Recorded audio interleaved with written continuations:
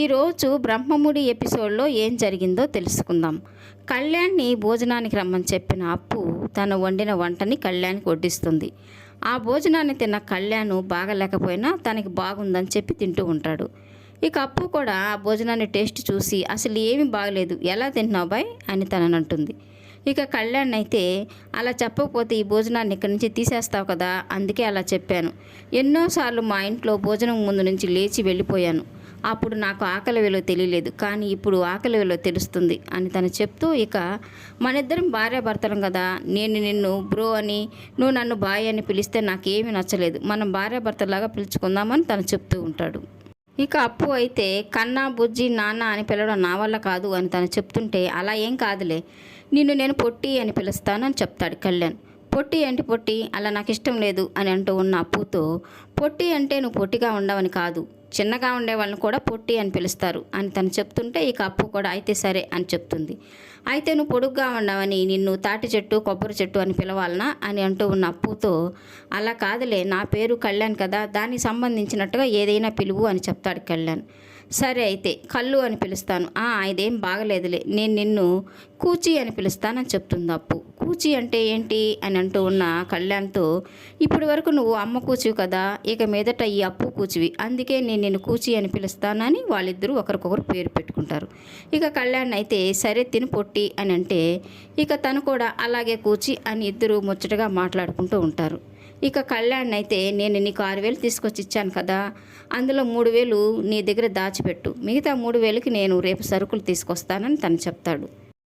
ఇక కనకం అప్పుని తలుచుకొని బాధపడుతూ ఉంటుంది. కళ్యాణ్ పెళ్లి చేసుకొని వెళ్ళిన అప్పు ఎక్కడ ఉందో, ఏం చేస్తుందో, ఎలా ఉందో అని అనుకుంటూ ఉంటే, ఇక కనకం వాళ్ళ ఆయన తనని ఓదారుస్తూ ఉంటాడు. స్కూల్కి వెళ్ళిన పిల్లలు తిరిగి రాలేదన్నట్టుగా బాధపడుతున్నావు కనకం, అప్పు వెళ్ళింది స్కూల్కి కాదు, పెళ్లి చేసుకుని భర్తతో వెళ్ళింది, ఎక్కడ ఉండాలో ఏం చేయాలో వాళ్ళకి బాగా తెలుసు, నువ్వు వాళ్ళ గురించి ఏం దిగులు పడకు అని చెప్తూ ఉంటే, ఇక అంతలో అక్కడికి వచ్చిన బంటి తనకి భోజనం పెట్టమని అడుగుతాడు. అప్పు వెళ్ళిన బాధలో నేనుంటే నువ్వు వచ్చి భోజనం అడుగుతావా, నేను వడ్డించలేను కానీ టేబుల్ మీద ఉన్నాయి, నువ్వే వడ్డించుకొని తిను అని తను చెప్తుంది. ఇక బంటి టేబుల్ దగ్గరికి వెళ్ళి భోజనం వడ్డించుకుంటూ, అదే నీ కూతురు అడిగితే ఇష్టమైనవన్నీ చేసి పెడతావు కదా, నేనంటే నీకు మరీ అంత చులకన పెద్దమ్మ, నేను నీ కొడుకుని కానా, అమ్మ నాన్న లేనివాడిననే కదా అలా చూస్తున్నారు, అయినా అప్పు అక్క కళ్యాణ్ నేనున్న రూమ్లో ఉన్నారు, వాళ్ళు అక్కడ క్షేమంగానే ఉన్నారు అని తను చెప్పడంతో, ఇక కనకం చాలా సంతోషంగా బంటి దగ్గరికి వచ్చి, బంటి నువ్వు చెప్పేది నిజమేనా, అప్పు కళ్యాణ్ నీ రూమ్లో ఉన్నారా అని సంతోషంగా అడుగుతూ ఉంటుంది. అవును పెద్దమ్మ, మా రూమ్లోనే ఉన్నారు, ఓనర్తో మాట్లాడి వాళ్ళు అక్కడ ఉండేటట్టుగా ఏర్పాటు చేసి వచ్చాను, నువ్వేం బాధపడకు, వాళ్ళిద్దరు యోగక్షేమాలు నేను చూసుకుంటాను కదా, నీ కొడుగ్గా ఆ బాధ్యత నాది అని తను చెప్తూ ఉంటే, ఇక కనకం అయితే చాలా సంతోషపడిపోతూ ఉంటుంది. ఇక కనకం వాళ్ళ అయితే, చిన్నవాడివైనా మంచి పని చేసావని తనని మెచ్చుకుంటూ ఉంటాడు. ఇక కనకం సంతోషంగా, మనం రేపు అప్పు వాళ్ళ ఇంటికి వెళ్ళేసి వద్దామండి అని తన భర్తతో చెప్తూ ఉంటుంది. ఇక కృష్ణమూర్తి అయితే, ఇప్పుడే ఏం వద్దు, కొత్తగా పెళ్ళైన వాళ్ళు కదా, ఇప్పుడు వెళ్తే అల్లుడు కొంచెం ఇబ్బంది పడతాడు, తర్వాత వెళ్దాంలే అని తనకు సర్ది చెప్తూ ఉంటాడు. ఇక రాజు నిద్ర లేచేసరికి కావ్య ఎదురుగా కాఫీ కప్పు పట్టుకొని పోజు పెట్టి నిల్చుకొని ఉంటుంది. ఇక తనని చూసిన రాజు, అదేంటి అమృత భాండాన్ని మోసుకొచ్చినట్టుగా పోజు పెట్టావు, కాఫీ ఇట్టివ్వు అని అడుగుతాడు.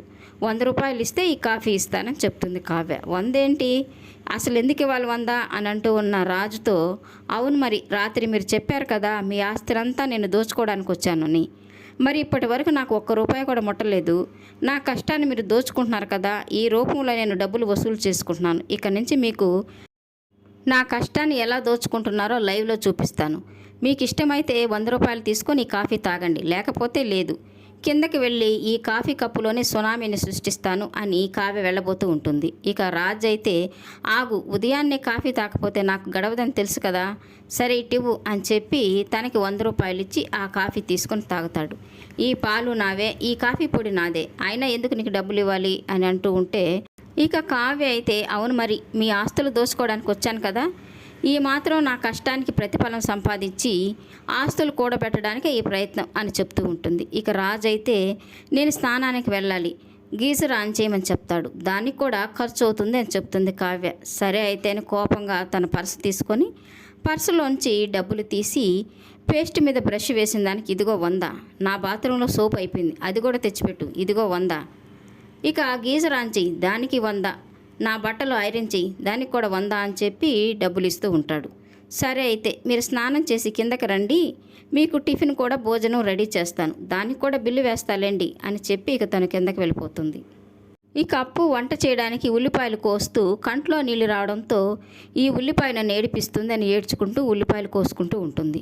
ఇక అంతలో అక్కడికి వచ్చిన కళ్యాణ్ తనని చూసి ఎందుకు ఏడుస్తున్నావు అని అడుగుతూ ఉంటాడు. ఈ ఉల్లిపాయ నన్ను ఏడిపించిందని ఆ ఉల్లిపాయని అప్పు విసిరి కింద కొడుతుంది. ఇక కళ్యాణ్ నీకు ఒక సర్ప్రైజ్ తీసుకొచ్చానని ఒక కవర్ తన చేతికిస్తాడు.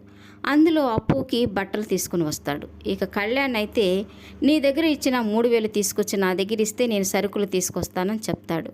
ఇక అప్పు కూడా తడబడుతూ లోపలికి వెళ్ళి తను కూడా ఒక కవర్ తీసుకొచ్చి తన చేతిలో పెడుతుంది.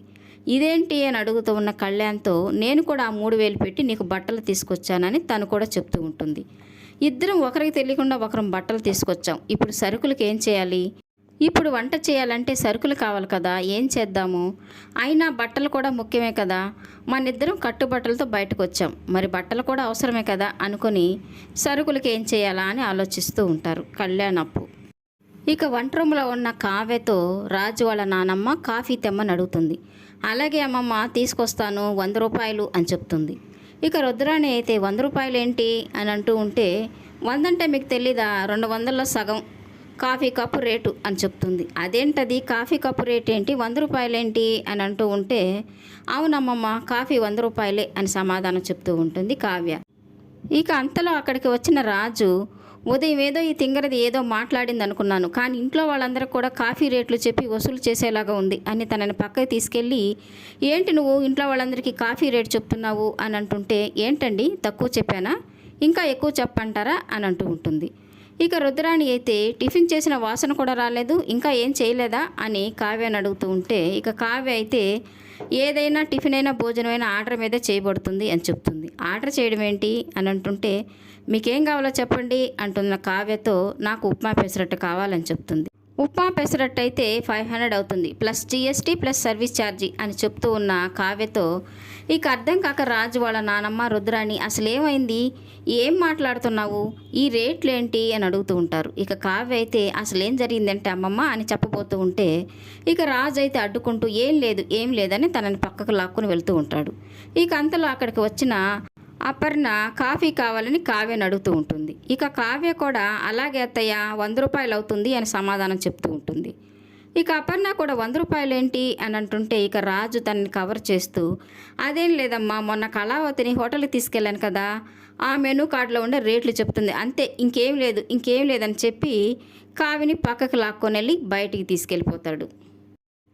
ఇక రాజు వాళ్ళ నానమ్మ ఇంట్లో అందరితో చెప్తూ ఉంటుంది రేపు వరలక్ష్మి వ్రతం కదా, కళ్యాణ్కి కూడా పెళ్ళయింది, ముగ్గురితో వరలక్ష్మి వ్రతం చేయించాలనుకుంటున్నాను అని తను చెప్తూ ఉంటే ఇక దానిలక్ష్మి అయితే కళ్యాణ్ ఒప్పించి ఎవరు తీసుకొస్తారు అని అడుగుతూ ఉంటుంది. ఇక సీతారామయ్య అయితే నేను చిట్టి వెళ్ళి కళ్యాణ్కి నచ్చజెప్పి ఇంటికి తీసుకొస్తామని చెప్తాడు.